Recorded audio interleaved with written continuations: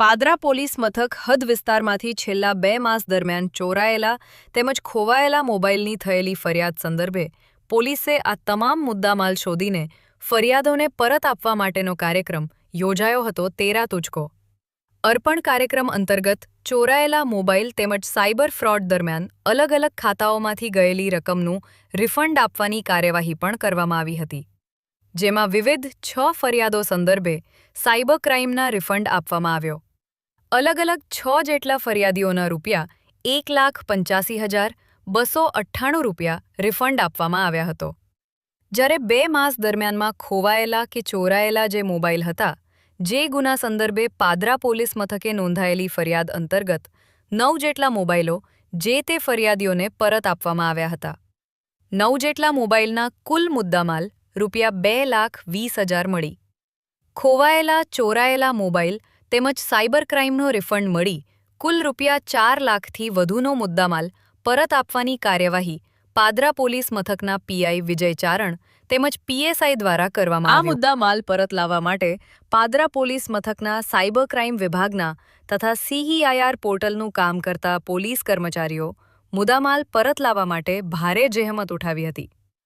તે બદલ દ્વારા સરાહનીય કામગીરી કરી હતી, જે બદલ નાગરિકોએ પોલીસનો આભાર વ્યક્ત કર્યો હતો.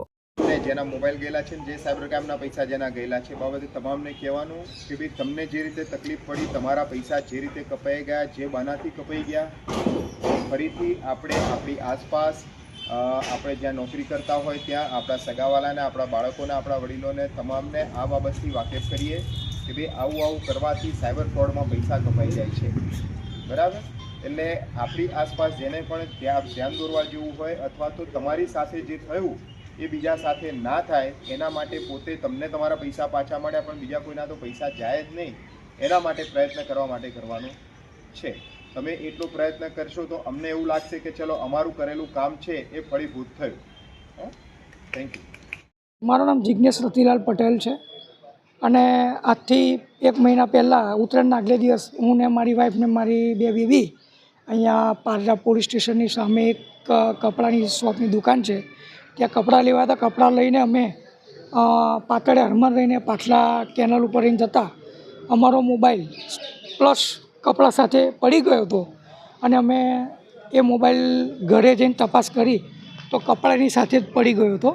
અમે પોલીસ સ્ટેશન આવ્યા. પોલીસ સ્ટેશન આવીને તપાસ કરી તો પીઆઈ સાહેબે જાણ્યું કે ભાઈ એમનો મોબાઈલ પડી ગયો છે. તો એમને પહેલું તો મારા વાઈફના ખાતામાં 3 લાખ રૂપિયા તે દિવસે આવી ગયા હતા.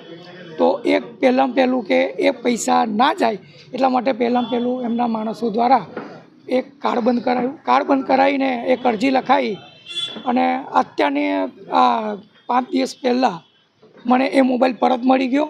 હું પોલીસ સ્ટેશન તથા એમના જે કોઈ બી અધિકારીઓ છે એમનું ખૂબ ખૂબ અભિનંદન માનું છું. મને મારો મોબાઈલ પાછો મળી ગયો છે.